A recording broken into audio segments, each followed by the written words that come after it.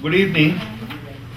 This is a panel discussion about the situation in Sri Lanka and how the world is reacting to Sri Lanka's situation.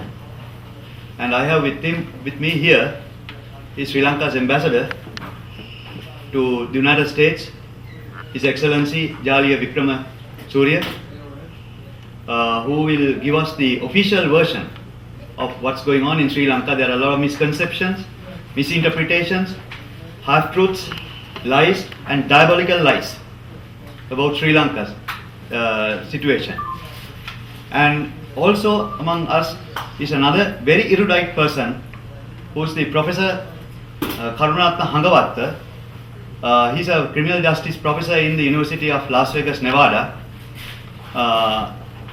It is not only that Professor of Criminal Justice, for long years, for 20-25 years, Professor Hangawatte had been in connection with the study of terrorism, anti-terrorism, and related topics. My name is Daya Gamage. I am the United States National Correspondent for the online daily newspaper Asian Tribune.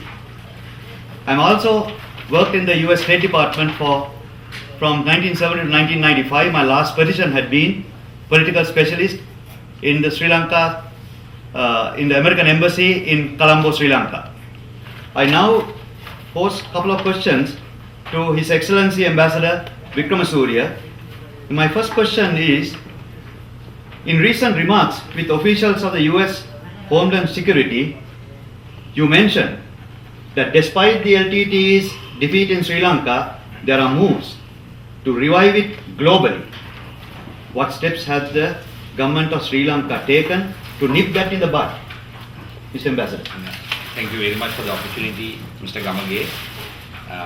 I think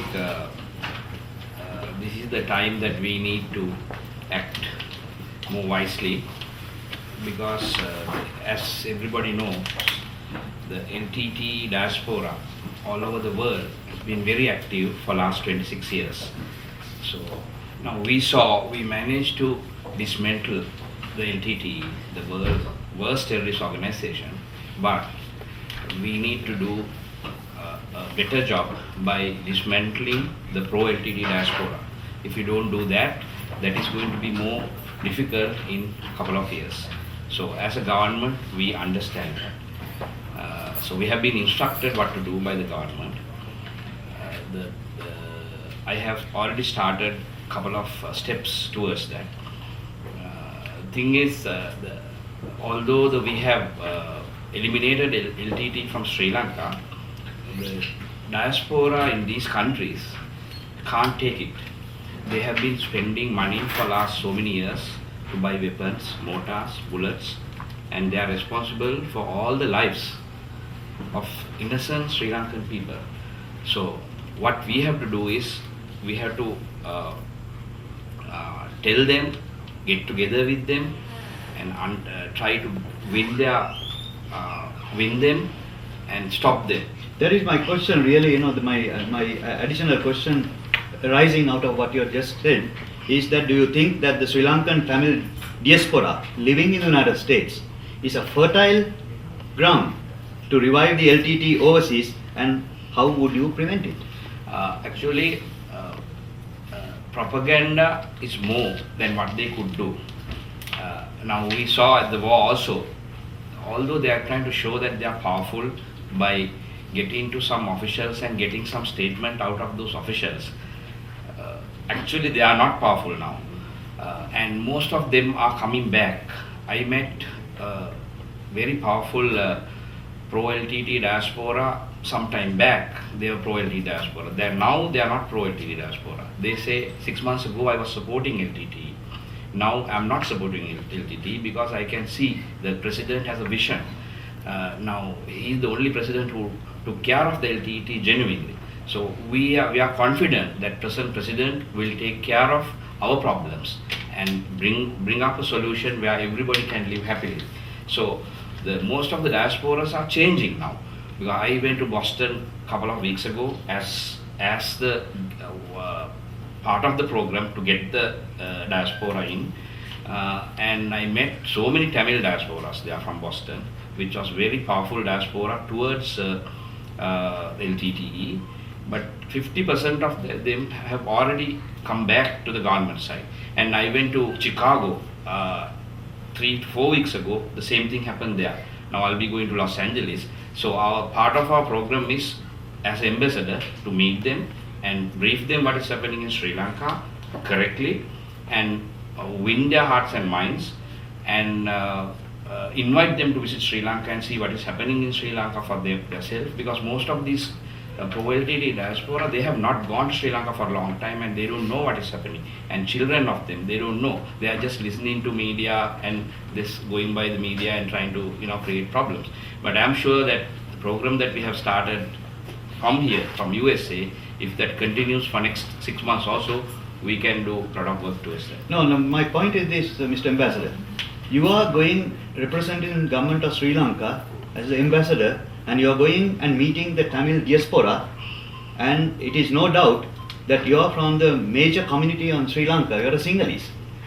Do they have any confidence in you and your government, which is also has a major Sinhalese domination? Yes, I can see a big change, except for a couple of people. Those are the people who come forward. In fact, we have about 200,000 Sri Lankans living in this country. Out of 200,000, there are about less than 50,000 Tamils. Out of 50,000 Tamils, I'm sure you don't have even 2,000 pro-LTTE diaspora. Out of that, maybe 500 to 600 are very strong and they are going. We can't change them. Whatever we do, we can't change them. But what we have to do is, we have to get the other 45,000 or whatever and get them to talk about what is happening in Sri Lanka. That's our target. Now, arising out of that, Professor Hangawatte, how would you describe the psyche of the Tamil diaspora to get succumbed to pro-LTTE professionals in the US? And do you think that a larger percentage of this Tamil diaspora are somewhat prisoners of the LTTE separatist Elam ideology and are under the influence of pro-LTTE professionals? Mm-hmm. Actually, when you look at what has happened, especially after the war has ended, most of the older Tamil diaspora who have been against the war really all this time, although they didn't talk publicly, I said most, not all, and either here in the United States or even in Canada or Australia, you see now they come out. The biggest problem, I think, is among the youth. Most of the Tamil youth, anyone who was born after 1983 or 84, they know only of violence. Because before 1983, Sinhalese and Tamils, we lived quite well together. May not be fully happy, but at least quite well.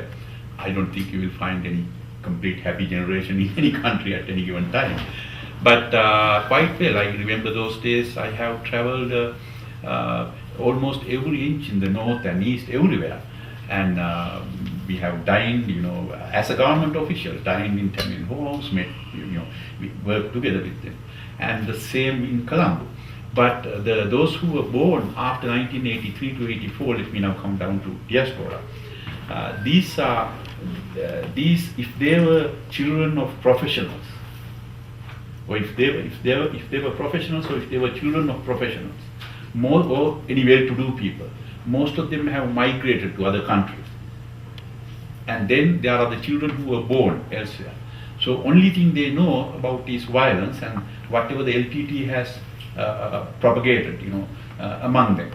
And so as Sinhalese as bad people, they will kill you and so on and so forth. Even at that time, the Tamils were averse, I would say, to the uniform, right?